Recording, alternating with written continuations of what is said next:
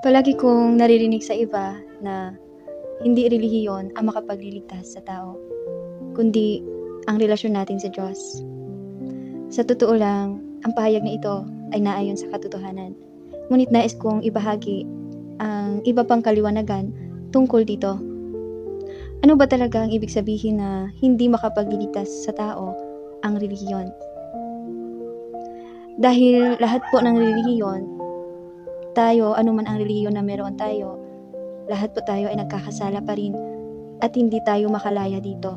Tama ba? Hindi natin maiwasan, kaya nga nagkukumpisal ang mga mananampalataya sa Panginoon tuwing gabi. Kaya sumasang-ayon ako na hindi relihiyon ang makapagliligtas sa atin. Dahil ang Diyos ay ipinropesiya na siya ay darating upang buuin ang mga mananagumpay, ang grupo ng mga tao na lubusang nakakalaya na sa kasalanan mula sa gapos ni Satanas. Sinabi po sa propesiya, ang magtagumpay ay siya kung pakakaninang punong kahoy ng buhay na nasa paraiso ng Diyos. At ang mga ito'y ang hindi nangahawa sa mga babae sapagkat sila'y mga malilinis. At ang mga ito'y ang nagsisisunod sa kordero saan man siya pumaroon. Ang mga ito'y ang binili sa gitna ng mga tao na maging mga pangunahing bunga ng Diyos at sa kordero. At sa kanya-kanyang bibig ay walang nasumpungang kasinungalingan, sila'y mga walang dungis.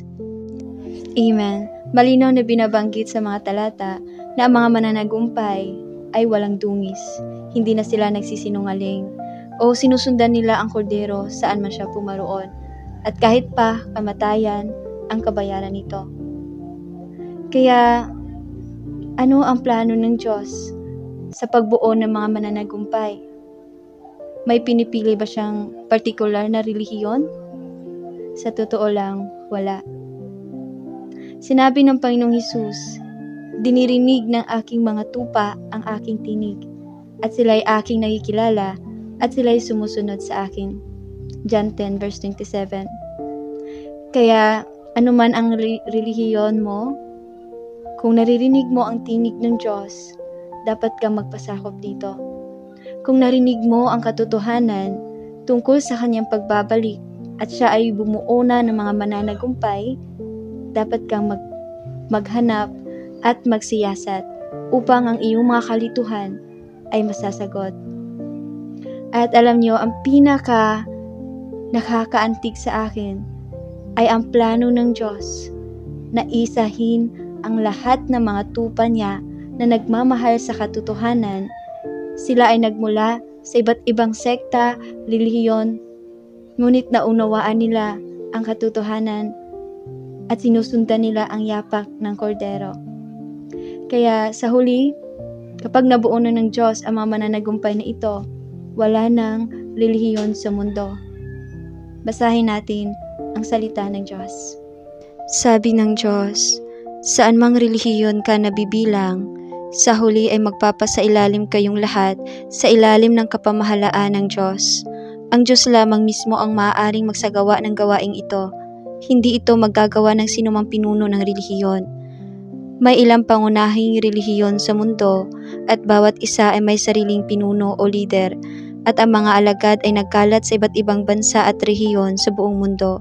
Halos bawat bansa, malaki man o maliit, ay may iba't ibang relihiyon sa loob nito. Gayunman, gaano man karami ang mga relihiyon sa buong mundo, lahat ng tao sa loob ng sansinukob ay umiiral sa huli sa ilalim ng patnubay ng isang Diyos, hindi sa ilalim ng patnubay ng mga pinuno o lider ng mga relihiyon. Ibig sabihin, ang sangkatauhan ay hindi ginagabayan ng isang partikular na pinuno o lider ng relihiyon.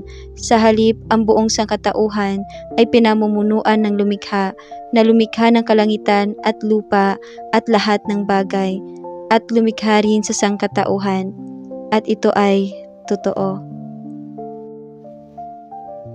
Bagamat ang mundo ay may ilang pangunahing relihiyon, gaano man kalaki ang mga ito, lahat sila ay umiiral sa ilalim ng kapamahalaan ng lumikha at walang isa man sa kanila ang makalalampas sa saklaw ng kapamahalaang ito. Ang pag-unlad ng sangkatauhan, pagpapalit ng lipunan, pag-unlad ng mga sangay ng siyensya patungkol sa pisikal na mundo, bawat isa ay hindi maihiwalay mula sa mga plano ng lumikha. At ang gawaing ito ay hindi isang bagay na magagawa ng sinumang pinuno ng relihiyon. Ang isang pinuno ng relihiyon ay pinuno lamang ng isang partikular na relihiyon at hindi maaaring kumatawan sa Diyos, ni hindi nila maaaring katawanin ang isa na lumikha ng kalangitan at lupa at lahat ng bagay. Ang isang pinuno ng relihiyon ay maaaring mamuno sa lahat ng nasa loob ng buong relihiyon, ngunit hindi nila mauutusan ang lahat ng nilikha sa silong ng kalangitan. Tanggap ng buong sansinukob ang katunayang ito. Ang isang pinuno ng relihiyon ay isang leader lamang at hindi maaaring maging kapantay ng Diyos ang lumikha. Lahat ng bagay ay nasa mga kamay ng lumikha at sa katapusan ay babalik silang lahat sa mga kamay ng lumikha.